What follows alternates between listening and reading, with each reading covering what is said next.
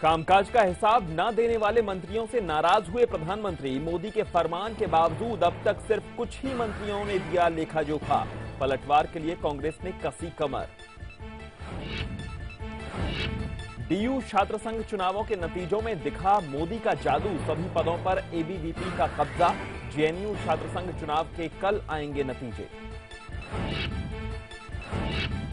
महाराष्ट्र में तेज हुआ सियासी घमासान। सीटों के बंटवारे पर बीजेपी, शिवसेना और कांग्रेस, एनसीपी में अब तक नहीं बनी बात। तारीखों के ऐलान के बाद एनसीपी को बड़ा झटका। विधायक के खिलाफ बलात्कार का मामला हुआ दर्ज। देश भर में 33 विधानसभा और 3 लोकसभा सीटों के लिए हुआ उपचुनाव। मोदी लहर का इम्तिहान तो मुलायम के लिए साख बचाने का मौका। राजस्थान में 66% हुआ मतदान। 16 सितंबर को आएंगे नतीजे। घाटी में बाढ़ में फंसे लोगों को निकालने का काम जारी। पानी घटने के बाद राहत और बचाव में आई तेजी। बाढ़ का पानी खत्म होने के बाद महामारी की आशंका। केंद्रीय स्वास्थ्य मंत्री डॉक्टर हर्षवर्धन ने किया दौरा। मुख्य न्यायाधीश आरएम लोढ़ा का बयान। न्यायपालिका की स्वतंत्रता के साथ नहीं हो सकता कोई समझौता। केंद्रीय कानून मंत्री रविशंकर प्रसाद ने कहा, न्यायपालिका के प्रति सरकार रखती है उच्च सम्मान का भाव। शंकराचार्य ने साईं भक्तों पर फिर उठाया सवाल। गृह मंत्रालय से भक्तों के खातों और कॉल रिकॉर्ड्स की जांच की मांग। विदेशी ताकतों पर सनातन धर्म तोड़ने का भी लगाया आरोप। 10 लाख छात्रों के भविष्य पर खतरा। बिहार सरकार की स्कॉलरशिप वेबसाइट हुई हैक। हैकर ने खुद बिहार सरकार को किया आगाह। सरकार ने दी सफाई। खुफिया एजेंसियों को मिले दाऊद के 2 नए वीडियो। कराची और बांग्लादेश बॉर्डर पर दिखा डॉन। राष्ट्रीय सुरक्षा सलाहकार अजीत डोभाल को सौंपी गई फुटेज। और मास्टरमाइंड में हुआ फरीदी हसीनाओं का बड़ा खुलासा। महिला सुरक्षा कानूनों की आड़ लेकर पैसे ऐंठने वाले बड़े गिरोह का पर्दाफाश। रेप के झूठे इल्जाम लगाकर लूटे जाते थे शिकार।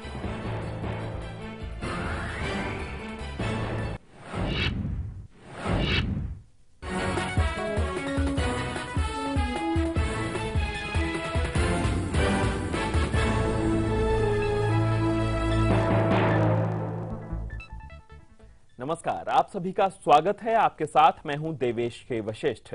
प्रधानमंत्री नरेंद्र मोदी अपनी सरकार के कुछ मंत्रियों से नाराज हैं। नाराजगी की वजह है इन मंत्रियों द्वारा सरकार के 100 दिन पूरा होने पर अपने मंत्रालय के कामकाज का ब्यौरा न देना।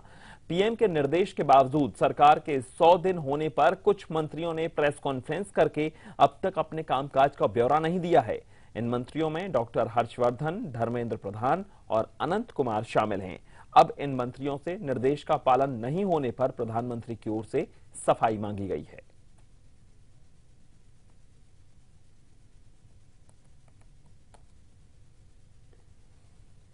और संचार मंत्री रविशंकर प्रसाद ने कहा है कि इलेक्ट्रॉनिक मैन्युफैक्चरिंग में 2 करोड़ से ज्यादा लोगों को नौकरी दी जा सकती है। This must be fair, objective, reasonable, with twin objectives in mind, consumers' interest and growth. ये मुझे आपको बताना था। फिर जो ऑक्शन होने की बात है, स्पेक्ट्रम ऑक्शन होने की बात है, उसके भी पूरे मैकेनिज्म को वर्कआउट करने की जरूरत है, फ्रॉम ऑक्शनियर टू ऑल। मैंने विभाग को निर्देश दिया है कि बाय द ईयर एंड और at best by the end of the financial year we must ensure that the entire mechanism and the auction is done. और दिल्ली यूनिवर्सिटी में छात्र संघ के चुनावों में बीजेपी से जुड़े छात्र संगठन एबीवीपी की जीत को मोदी मैजिक का असर माना जा रहा है। इस साल डूसू चुनाव में एबीवीपी ने 4 सीटों पर कब्जा करके सबको चौंका दिया। इससे पहले 18 साल पहले एबीवीपी के खाते में डूसू की 4 सीट गई थी। दिल्ली यूनिवर्सिटी के छात्र संघ चुनाव के नतीजों ने इस साल कई रिकॉर्ड बनाए। 18 साल बाद एक बार फिर से एबीवीपी डीयू में सभी सीटों पर परचम लहराने में कामयाब रही, जबकि एनएसयूआई अपना खाता तक नहीं खोल सकी। Delhi police line Kingsway camp में सुबह 8:30 बजे से मतगणना शुरू हो गई और दोपहर करीब 12 बजे नतीजे घोषित कर दिए गए। जाहिर है कि इस बड़ी जीत से एबीवीपी खासी उत्साहित है। ये जीत दिल्ली विश्वविद्यालय के हर एक छात्रों की जीत है। किसका फायदा मिला आप लोगों को? पिछले साल जो है 3 सीटें आपकी आई थी, इस बार 4 यानी छात्रों ने पसंद किया आपकी पसंद करा है। जो पिछले साल पूरा स्टूडेंट एक्टिविज्म रहा दिल्ली विश्वविद्यालय में विद्यार्थी परिषद के तहत, वो इस बार उन्होंने दिखाया, छात्रों ने हमारा साथ दिया। दिल्ली विश्वविद्यालय के छात्र जीते, हर कार्यकर्ता की जीते हमारे। पिछले चुनाव में 3 सीटों पर एबीवीपी और 1 सीट पर एनएसयूआई ने कब्जा जमाया था, लेकिन इस साल चारों पदों पर एबीवीपी का कब्जा हो गया है। अध्यक्ष पद पर एबीवीपी के मोहित नागर चुने गए हैं, जबकि प्रवेश मलिक उपाध्यक्ष, कनिष्का शेखावत सचिव तो आशुतोष माथुर संयुक्त सचिव बने हैं। गर्ल्स सिक्योरिटी के बारे में हम बात करेंगे। वुमेन डेवलपमेंट सेल खोलेंगे हर एक कॉलेज के अंदर, एक सेपरेट काउंटर गर्ल्स के लिए, रिजर्वेशन के लिए, बसेस के लिए, पासेस के लिए, हर एक चीज में लड़कियां आगे दिखेगी इस साल आपको दिल्ली विश्वविद्यालय के अंदर। डूसू चुनाव में इतनी बड़ी हार मिलेगी, इसकी उम्मीद एनएसयूआई को भी नहीं थी। यही वजह थी कि चुनावी नतीजे आने के बाद एनएसयूआई के प्रत्याशी अपने आंसुओं को रोक नहीं पाए। पिछले साल की तरह इस साल भी डूसू चुनाव में 43% मतदान हुआ। पिछले साल की अगर बात करें तो एबीवीपी के खाते में 3 सीटें गई थी, लेकिन इस बार चारों सीटों पर एबीवीपी ने जीत दर्ज करके साबित कर दिया है कि इस साल भी छात्रों ने उसके काम को सराहा है। कैमरा पर्सन अमित शर्मा के साथ आरती पांडे, लाइव इंडिया, दिल्ली। और मोदी मैजिक का असर उपचुनाव में कितना होगा, ये अभी देखना बाकी है। उपचुनाव में उत्तर प्रदेश में 53%, जबकि राजस्थान में 66% वोटिंग हुई है। लोकसभा के 3 सीट और विधानसभा की 33 सीटों के उपचुनाव के लिए वोट डाले गए। यूपी, गुजरात और तेलंगाना में लोकसभा उपचुनाव हो रहे थे। इसके साथ ही विधानसभा की जिन 33 सीटों पर वोट डाले गए, उसमें यूपी की 11, गुजरात की 9, राजस्थान की 4, असम की 3, पश्चिम बंगाल की 2, त्रिपुरा, आंध्र प्रदेश, छत्तीसगढ़ और सिक्किम की 1-1 सीट शामिल है।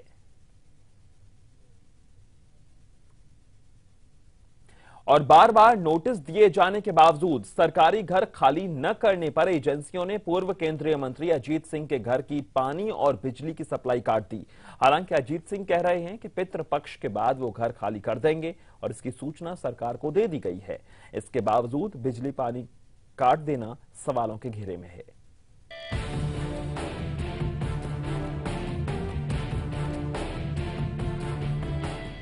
बार बार नोटिस देने के बावजूद पूर्व केंद्रीय मंत्री अजीत सिंह के सरकारी घर खाली न करने के बाद सरकारी एजेंसियों ने अब इस मामले में सख्त रुख अपना लिया है। एनडीएमसी ने कार्रवाई करते हुए पूर्व केंद्रीय मंत्री अजीत सिंह के 12 तुगलक रोड स्थित सरकारी घर की बिजली और पानी की सप्लाई काट दी है। हालांकि अजीत सिंह की अपनी ही दलील है। ये रूल है कि आप एंटाइटल नहीं है तो उस हाउस में आपको नहीं रहना चाहिए। आप जो आज सरकार में उनसे जाके पूछो, आप लोग कितने दिन नहीं थे मिनिस्टर के बंगले में रह रहे थे बिना एंटाइटलमेंट के, उनका क्या कर रहा हूँ मैं? तो 1-2 महीने की तो बात कर रहा हूँ ना। आपने 9 अगस्त को आए थे ये लोग, नहीं अभी इसी 9 तारीख को आए थे। हाँ, और हमने कहा कि 25 तक हम मूव कर जाएंगे। अजीत सिंह यूपीए सरकार के उन 4 मंत्रियों में से हैं जो नोटिस भेजे जाने के बावजूद भी घर खाली नहीं कर रहे। घर खाली कराने जब सरकारी अधिकारी अजीत सिंह के घर पहुंचे तो उनके समर्थक नाराज हो गए। 12 तुगलक रोड से किसानों का भावनात्मक जुड़ाव है। चौधरी चरण सिंह जी ने यहाँ अंतिम सांस ली थी। जयंत चौधरी यहाँ पैदा हुए थे, उनके पैदा होने के बाद का जश्न किसानों ने यहाँ मनाया था। इससे हमारा भावनात्मक जुड़ाव है। दरअसल इस बंगले से अजीत सिंह का भावनात्मक जुड़ाव है। उनके पिता चौधरी चरण सिंह भी साल 1978 में इस बंगले में आए थे और प्रधानमंत्री बनने के बाद भी यहीं रहे। हालांकि अजीत सिंह साफ कह रहे हैं कि वो एजेंसियों से पितृपक्ष खत्म होने के बाद घर छोड़ने की बात कह चुके हैं। ऐसे में सवाल यह है कि एक पूर्व मंत्री के साथ सरकारी एजेंसियों की ये कार्रवाई कितनी जायज है।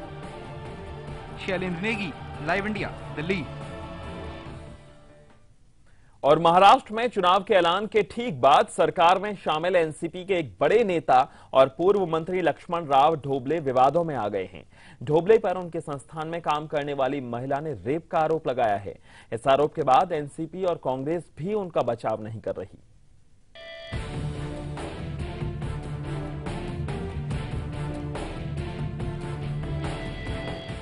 एनसीपी नेता, विधायक और महाराष्ट्र के पूर्व मंत्री लक्ष्मण राव ढोबले पर एक महिला ने रेप का आरोप लगाया है।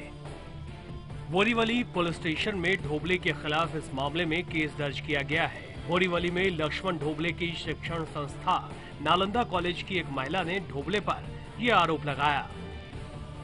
महिला का आरोप है कि ढोबले ने उसके साथ दुष्कर्म की अश्लील तस्वीरें खींच ली थी और इन तस्वीरों को लोगों को दिखाने की धमकी देकर उसके साथ अलग अलग मौकों पर रेप किया। ढोबले पर जनवरी 2011 से लेकर जनवरी 2013 के दौरान उसके साथ दुष्कर्म करने के आरोप हैं। इस बारे में आईपीसी की धारा 376, 323, 506 के तहत मामला दर्ज कर जांच की जा रही है। लक्ष्मण ढोबले ने उनके ऊपर बलात्कार किया है, तो हमने उसके मुताबिक उनका स्टेटमेंट लेके गुना दाखिल किया। ढोबले पर लगे आरोपों के बाद उनकी पार्टी एनसीपी का कहना है कि कानून अपना काम करेगा। वहीं कांग्रेस पार्टी भी ढोबले से पीछा छुड़ाती हुई नजर आ रही है। पुलिस उस पर कार्रवाई करेगी अगर किसी ने कुछ गलत किया है। चाहे वो एनसीपी का लीडर हो, चाहे भारतीय जनता पार्टी के मंत्री हो, चाहे तृणमूल के मेंबर ऑफ पार्लियामेंट हो, इन तमाम लोगों को जो महिला अत्याचार में लिप्त हैं, कहीं न कहीं जिन पे रेप केसेस लगे हैं, या चाहे रेल मिनिस्टर गौड़ा हो जिनके लड़के पे केस लगा, इन तमाम लोगों को मैं समझती हूं कि कानून को अपना काम करना चाहिए। गौरतलब है कि मंत्री रहते हुए ढोबले ने बोला था कि बलात्कार और यौन उत्पीड़न के शिकार महिलाओं को बेवजह प्रदर्शन और आंदोलन करने से कुछ हासिल नहीं होने वाला। किसी दलित महिला पर बलात्कार हो तो वो महिला अपने बच्चों को पढ़ा लिखा कर वकील जज बनाए, इसके बाद ही उसे न्याय मिलेगा। उनके इस बयान के बाद विधानसभा में खूब हंगामा हुआ था। इससे पहले कुर्सी जाने के बाद सरकारी बंगले में तोड़फोड़ के आरोपों से भी ढोबले सुर्खियों में आए थे। अभिषेक पांडे, लाइव इंडिया, मुंबई। और उधर शिवसेना सुप्रीमो उद्धव ठाकरे ने सीट बंटवारे को लेकर महायुति में जारी खींचतान पर विराम लगाने की कोशिश की है। उद्धव ठाकरे ने पार्टी के मुखपत्र सामना में लिखे अपने संपादकीय में कहा है कि पहले राज्य में सत्ता हासिल की जाए, इसके बाद फैसला किया जाए कि सत्ता का वितरण कैसे किया जाए।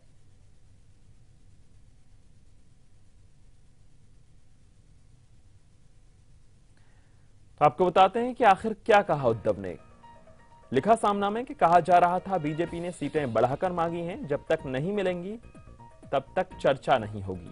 इस तरीके की खबरें पढ़ने के बजाय उन्हें छोड़ देना ही उचित है। सीट बंटवारे को लेकर जो गठबंधन है, अगर सीटों का बंटवारा मन माफिक नहीं हुआ तो तलाक लेने की तारीखों का भी ऐलान किया है। हमारा मानना है कि महायुति यानी कि गठबंधन के पारिवारिक संबंधों में नमक न गिरे, पहले राज्य में सत्ता लाई जाए, उसके बाद उस सत्ता का वितरण कैसे किया जाए, किस तरह से हो, इसका फैसला लिया जाए। एक दो सीटों के कम और ज्यादा होने से बंटवारे में किसी की शान कम नहीं हो जाती।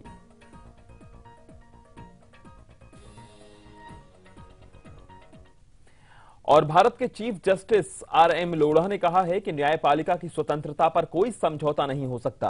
उन्होंने कहा कि भारत ऐसे बिंदु पर पहुंच चुका है कि कोई भी शख्स न्यायपालिका की स्वतंत्रता को चोट नहीं पहुंचा सकता। चीफ जस्टिस ने साथ ही कहा कि कानून की भूमिका को मजबूत करने के लिए न्यायपालिका को पूर्ण रूप से भ्रष्टाचार से मुक्त करना होगा। The judiciary has inherent strength and no effort will succeed in taking away the independence of judiciary. Now the people understand that judiciary is something of which institutional independence cannot be touched. और एक छोटे से break के लिए हम यहां रुकेंगे। Break के बाद भी लाइव इंडिया पर खबरों का सिलसिला लगातार जारी है।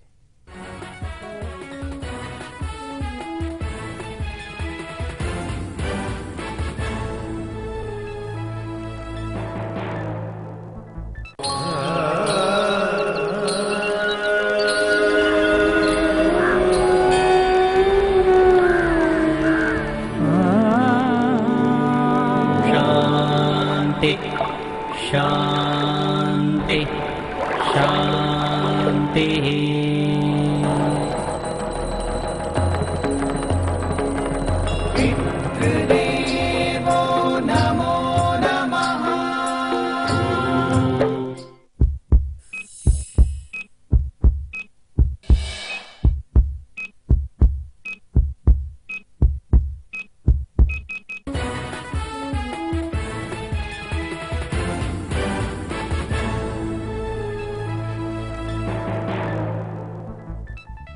प्रधानमंत्री नरेंद्र मोदी ने देश की जनता से अपील की है कि बाढ़ से बुरी तरह प्रभावित जम्मू कश्मीर के लोगों की मदद के लिए प्रधानमंत्री राष्ट्रीय राहत कोष में उदारता के साथ दान करें।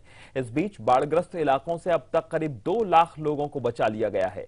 बाढ़ आपदा को झेल रहे जम्मू कश्मीर की मदद के लिए देश भर से हाथ उठ रहे हैं। इस बीच जम्मू कश्मीर सरकार ने बाढ़ को राष्ट्रीय आपदा घोषित करने की मांग कर दी है।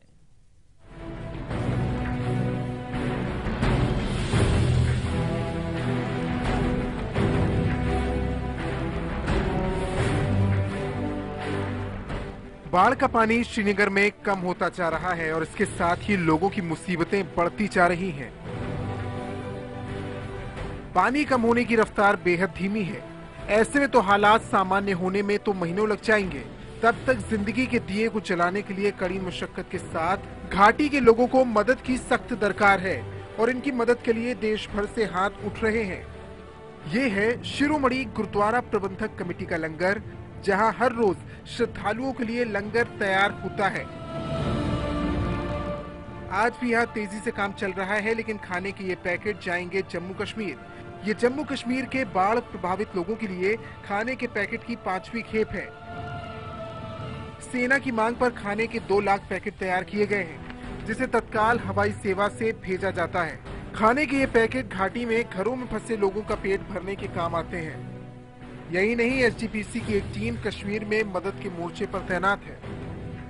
कश्मीर हड़ नाल प्रभावित पब्लिक लई मानयोग प्रधान साहब तो फौज वालों अपील की गई सी।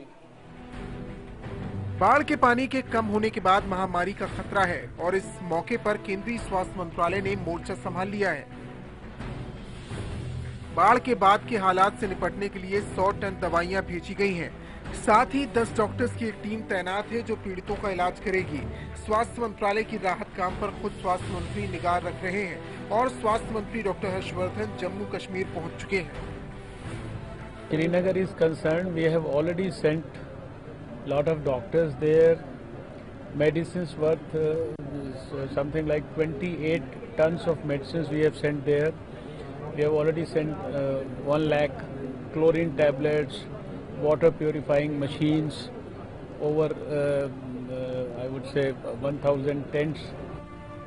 मदद के लिए जरूरी वो सभी कदम उठाए जा रहे हैं जो मौजूदा हालात में उठाए जा सकते हैं।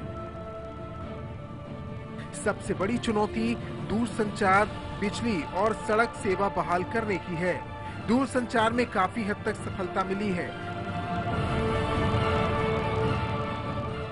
शिवेंद्र रमण सिंह के साथ ब्यूरो रिपोर्ट, लाइव इंडिया।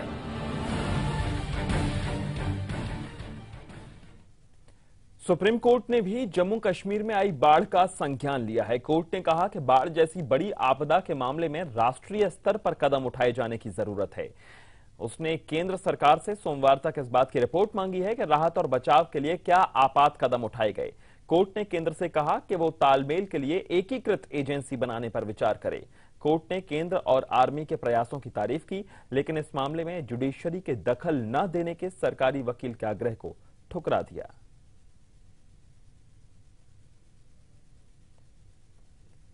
और बचाव के बाद जम्मू में राहत का काम तेजी से किया जा रहा है। घरों में कैद रहने को मजबूर लोगों के जीने के लिए जो भी जरूरी सामान है उसे मुहैया करवाया जा रहा है। बाढ़ के कहर के बाद हर तरफ पानी ही पानी है। जिन सड़कों को कभी गाड़ियां रौंदती थीं, आज वो तालाब बनी हुई हैं। लोग अपने अपने घरों में कैद हैं, लेकिन मदद के लिए पूरे देश से हाथ उठ रहे हैं। जो भी लोग फंसे हैं उनके लिए जो भी जरूरी होता है सेना की मदद मुहैया कराई जा रही है। बाढ़ में फंसे 2 लाख से ज्यादा लोगों को निकाला गया है और उन्हें इंडियन एयरलाइंस और वायुसेना की मदद से वापस घरों को भेजा जा रहा है।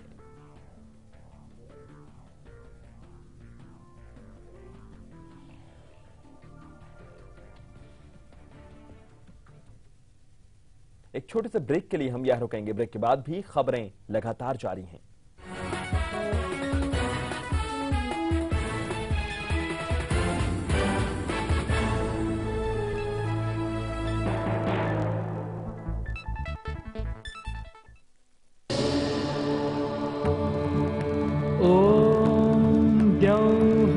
शांति अंतरिक्षं शांति पृथिवी शांति।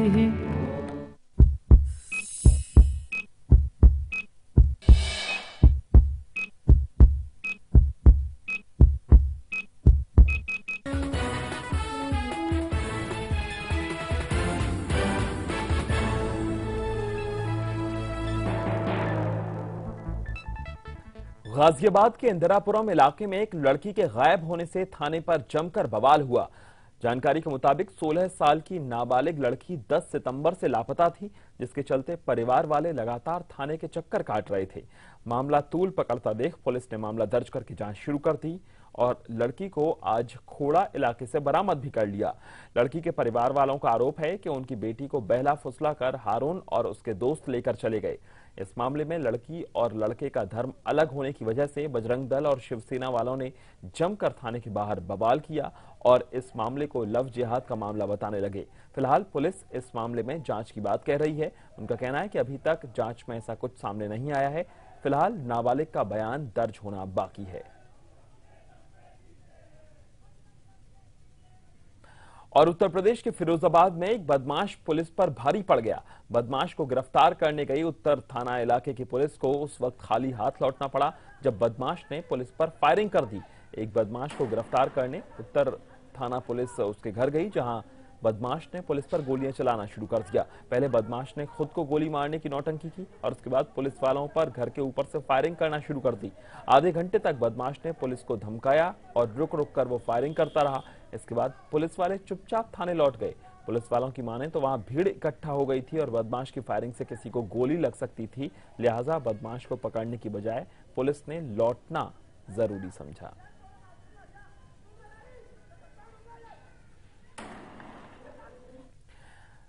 मुंबई के जुहू में एक पुलिस कांस्टेबल की हत्या करके बाद में शव को जला दिया गया। दिलीप बोरुले नाम का कांस्टेबल बांद्रा पुलिस स्टेशन में ड्राइवर के पद पर तैनात था। पुलिस का कहना है कि शुक्रवार शाम को इलाके के लोगों ने एक घर से धुआं निकलते देखा। इसके बाद लोगों ने घर का दरवाजा तोड़कर आग को बुझाने की कोशिश की तो पता चला कि घर में आग में झुलसी एक आदमी की लाश पड़ी है।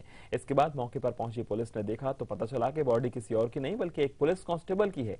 बताया जा रहा है कि जिस घर से कांस्टेबल की लाश मिली वो घर 2 महीने से बंद था। पुलिस मामले की जांच में जुट गई है। रॉयल लेन के पास में एक रूम से धुआं निकलने की खबर मिली थी। रूम को ताला लगा हुआ था। ताला तोड़कर पुलिस जब रूम के अंदर आई तब उन्हें वहां पर एक गद्दे में लपेटी आदमी को पाया। गद्दे को आग लगी हुई थी। लाश की जांच पड़ताल में उसके गले के पास रस्सी लपेटी हुई थी, जिससे ऐसे लग रहा था कि किसी ने उसे रस्सी से जरिए गला दबाकर मारकर लाश को जलाने की कोशिश की थी। और झारखंड के गिरिडीह में पुलिस को एक बड़ी कामयाबी मिली। पुलिस और सीआरपीएफ की टीम ने एक मुठभेड़ के दौरान 3 नक्सलियों को मार गिराया। दरअसल पुलिस को ये जानकारी मिली थी कि नक्सलियों का एक दस्ता बिहार झारखंड के सीमावर्ती इलाकों में है। इसी सूचना के आधार पर गिरिडीह पुलिस और सीआरपीएफ की टीम ने दलदलिया जंगल में डेरा डाल लिया, जहां पर नक्सलियों और सुरक्षा बलों के बीच फायरिंग हुई। घंटों चली मुठभेड़ में नक्सलियों के एरिया कमांडर दिनेश पंडित, जीवलाल राय और सहदेव मुर्मू को मार गिराया गया। साथ ही मौके से भारी मात्रा में कारतूस, 3 SLR भी बरामद किए गए।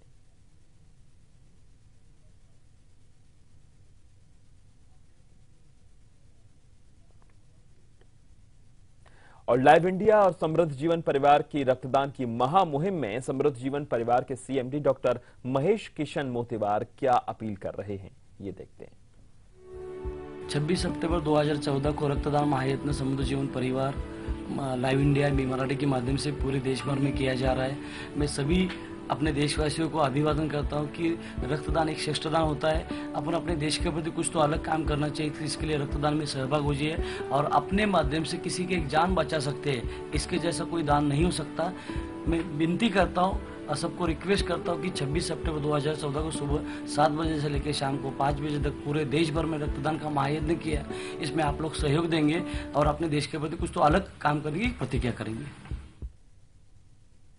तो इस बुलेटिन में फिलहाल इतना ही। देश दुनिया की हर अपडेट के लिए आप देखते रहिए लाइव इंडिया। नमस्कार।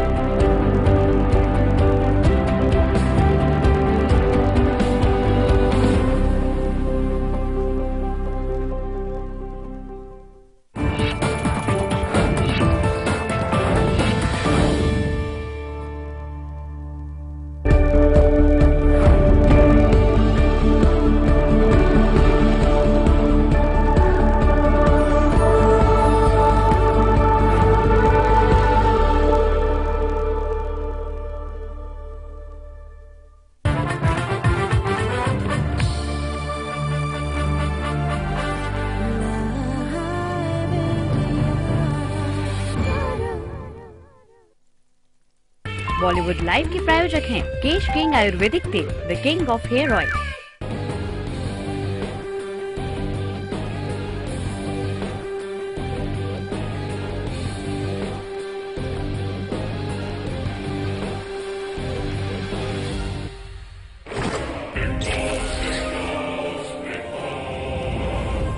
ठंडी जगह जाओगे तो गर्म कपड़े लेके जाओगे, गर्म जगह जाओगे ठंडे कपड़े लेके जाओगे, बीच पर जाओगे तो सिर्फ बीच के कपड़े लेके जाओगे, लेकिन जब पता है कि कपड़े फटेंगे और डेस्टिनेशन। शुरू हो रहा है टीवी का सबसे बड़ा शो।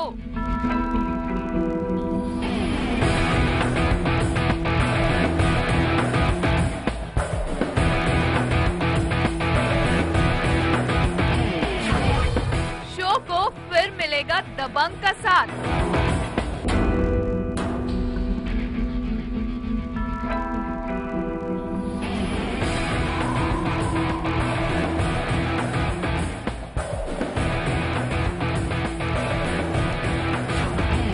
घर में कैद होंगे सितारे।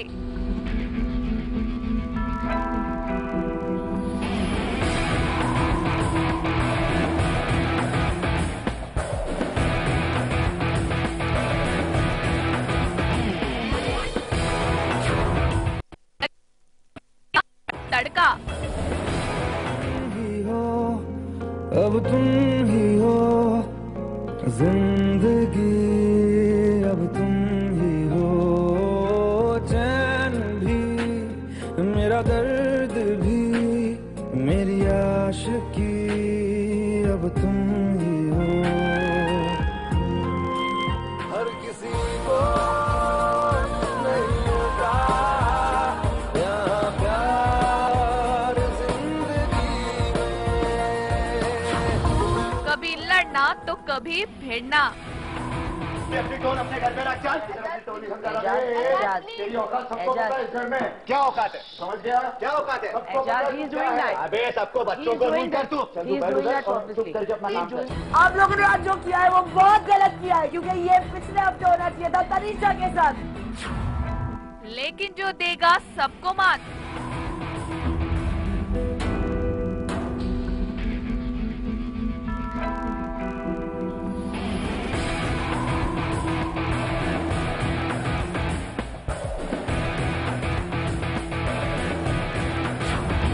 वो करेगा दिलों पर राज।